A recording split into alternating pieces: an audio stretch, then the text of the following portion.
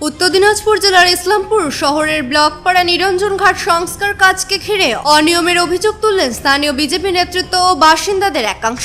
অভিযোগ, সরকারি তহবিল থেকে প্রায় 55 লক্ষ টাকা ব্যয়ে 6 মাস আগে কাজ শুরু হলেও এখনো পর্যন্ত উল্লেখযোগ্য অগ্রগতি দেখা যায়নি। স্থানীয়দের দাবি, নির্ধারিত শিডিউল মেনে দ্রুত ও স্বচ্ছভাবে কাজ সম্পন্ন করতে হবে। বিজেপি নেতা নেপাল দত্ত অভিযোগ করেন, সংস্কারের নামে পুকুর খনন করে সেখানকার মাটি অবৈধভাবে বিক্রি করা হচ্ছে। বিষয়টি খতিয়ে দেখে প্রশাসনের হস্তক্ষেপও দাবি করেছেন তিনি। যদিও ঠিকাদার সংস্থার পক্ষ থেকে সমস্ত অভিযোগ সম্পূর্ণ অস্বীকার করা হয়েছে। সংস্থার কর্মীদের দাবি, সরকারি নিয়ম এবং নির্ধারিত শিডিউল মেনেই কাজ চলছে এবং অনিয়মের অভিযোগের কোনো ভিত্তি নেই। ঘটনাকে কেন্দ্র করে এলাকায় চর্চা শুরু হয়েছে।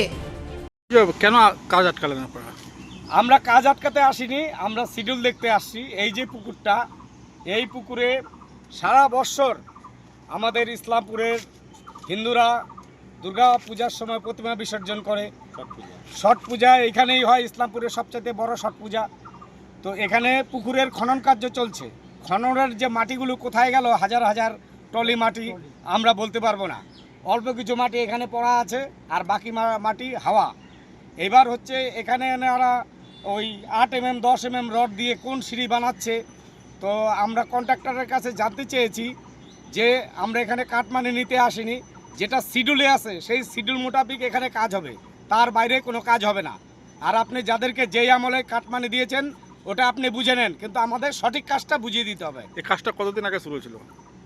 কাজটা 6 মাসের বেশি, 6 মাসের বেশি। মানে আমাদের বলতেও অবাক লাগে। আগে তো আমরা বলতেই সাহস পাইনি টিএমসির জমানায়। তাই এই সমস্ত মাফিয়ারা আমাদেরকে মেরে ফেলবে না কি করবে কথা বললে। আর এখন শুভেন্দু অধিকারী মুখ্যমন্ত্রী, ভারতীয় জনতা পার্টির মুখ্যমন্ত্রী, তাই আমরা কথা বলার সাহস পেয়েছি। কত টাকার প্রজেক্ট এটা? শুনলাম 52 লাখ টাকার প্রজেক্ট নাকি। না, আমি শুনছি 68 লাখ। তো আমরা সেই কন্ট্রাক্টরকে ডেকেছি যে কত টাকার প্রজেক্ট, শিডিউলে কি আছে শিডিউলটা দেখান।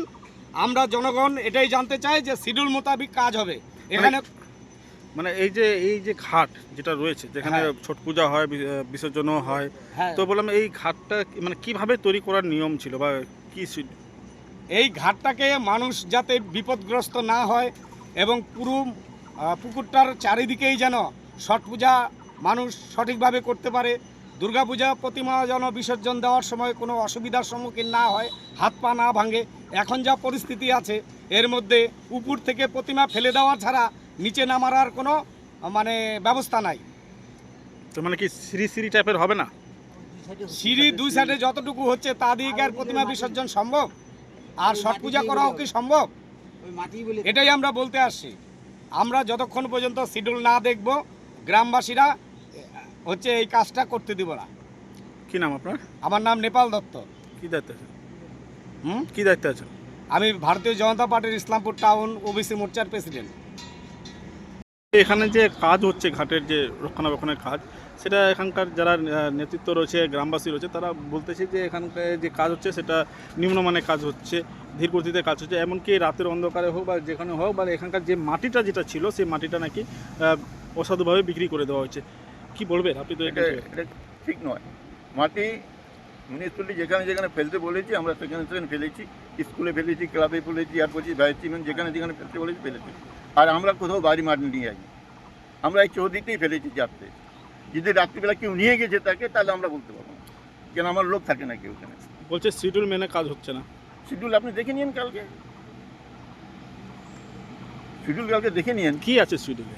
হ্যাঁ, কি আছে শিডিউলে? কি আছে? মাটির কাজ আছে, গল্লার কাজ আছে, তারপরে উপরে গাছ টাছ লাগানো হবে, আর কাজ আছে এগুলো, কিছু টাইলসের কাজ আছে। সিমেন্টের কোনো কাজ নেই অ্যাকচুয়ালি আমরা সিঁড়ি করে দিচ্ছি, সিমেন্ট লাগিয়ে, সিমেন্টের কোনো কাজ নেই। তো এই যে সিমেন্টের যদি কোনো কাজ না করেন, আপনারা যে সিঁড়িটা তৈরি করবেন, বর্ষা আসলে কি সেটা টিকবে? এই সিঁড়িটা তৈরি করে দেবো, সিমেন্ট দিয়ে করবো। এই সিঁড়িটা পাক্কাই করবো, বাদ বাকি কোনো সিমেন্টের কাজ নেই। বাদ বাকি যদি সিমেন্টের কাজ না করেন সেটা কি থাকবে? ওটা তো আপনার ডিপার্টমেন্ট কথা বলবেন। আমার কাছে না, আপনার কি মনে হয়? আমার যে শিডিউলে যেটা দেওয়া হয়েছে ওটাই। আমরাও বলছি কিছু টাইলস টাইলস দিয়ে দিন এখানে, তো ওরা বলছে আমরা চিন্তা ভাবনা করছি। না, ও যদি ভাবে যদি কাজ হয় তাহলে কি ঘাটটা থাকবে সঠিক? আপনারা একবার ডিপার্টমেন্টের সঙ্গে আলোচনা করুন। আপনার কি মনে হয়? হ্যাঁ, আমার এখানে তো একটা কিছু কিছু কাজ করা উচিত, কিন্তু সিমেন্টের কাজ হবে না। এটা তো আমাদের ওয়েস্ট বেঙ্গল গভর্নমেন্টেরই নিয়ম আছে, কোনো সিমেন্টের কাজ কোনো সিমেন্টের ঢালাই টালাই হবে না, এটা প্রেসিডেন্ট গভর্নমেন্টের রেজুলেশন আছে। তো তারপরে আপনার ডিপার্টমেন্টের কথা বলুন, ওরা যেভাবে বলবে আমি করে দেবো, আমার কি মূল্য। এই যে নিম্নমানের যে কাজের অভিযোগ হচ্ছে সেটা নিম্নমানে কী কাজ আছে বলুন? সেটা এমন ভিত্তিহীন। কাজই কী হলো? মাটির কাজ হচ্ছে আর এই বাল্লার কাজ হলো, আর তো কোনো কাজই হলো না। নিম্নমানের কাজ কি? মানে এই যে অভিযোগগুলো সবগুলো কি ভিত্তিহীন? আমি বলুন নিম্নমানের কাজ কি আছে? মাটির কাজ হচ্ছে আর বাল্লার কাজ হলো, আর তো কোনো কাজই হলো না। তো নিম্নমানের কাজ কী করে বলবে? এই বলতে তো হাত পা কাটবে, মানুষ মরবে, এর মধ্যে হাত পা ভাঙবে। কি নাম আপনার? মূলচন্দ সিঙ্গল। মূলচন্দ সিঙ্গল মানে আমার দাদা হচ্ছে কন্ট্রাক্টর মতিলাল আগরওয়ালা। অভিযোগ আপনাদের এবং কেন কাজ আটকালেন আছে? ব্যাপার হচ্ছে আমরা এই পাড়ার বাসিন্দা, সচরাচর ইসলামপুরবাসীর এই পুকুরটা খুবই প্রয়োজনীয়। যে কোনো অনুষ্ঠানে পূজাপালিতে এই পুকুরটা মানুষ ব্যবহার করে। তো ব্যাপার হচ্ছে আমাদের উদ্দেশ্য হচ্ছে এখন যেহেতু সরকার বদলে গেছে, তো যে সময় আপনারা কাজ চালু করেছিল ওই সরকার ছিল, তো ওই সরকারের সময়ে যা যা দুর্নীতি হয়েছে এই সরকারের সময় এইসব দুর্নীতি আমরা সহ্য করব না। তো আমাদের মেন উদ্দেশ্য, আমরা সরকার যেই শিডিউল দিয়েছে সেই শিডিউল বোর্ড দিয়ে, শিডিউলের পোস্টার দিয়ে এখানে স্ট্যান্ড করে লাগাক, পাবলিক দেখুক। আপনি ওই শিডিউল হিসাবে কাজ করুন। কোনো দুষ্কৃতি বা কোনো মাফিয়া যদি আপনার কাছে কাটমানির টাকা চায় বা আপনাকে তার বিনিময়ে যদি কাজ খারাপ করতে হয়, তাহলে সেই দায়িত্ব আমরা নিব, আমরা দেখব। কিন্তু আপনাকে শিডিউল অনুযায়ী কাজ করতে হবে।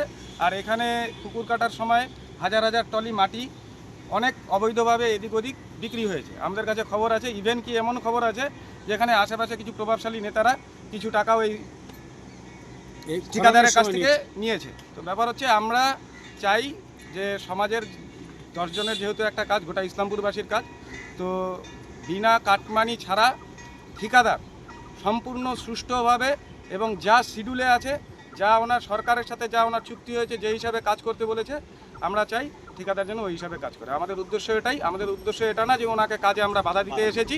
আমাদের উদ্দেশ্য এটা যে আমরা কাজ কিভাবে ভালো হচ্ছে কি না হচ্ছে এটা আমাদের দেখার বিষয়, কারণ এটা আমরা এখানকার বাসিন্দা, আমাদের দায়িত্ব এটা। কি নাম আপনার? আমার নাম দীপক দেবনাথ।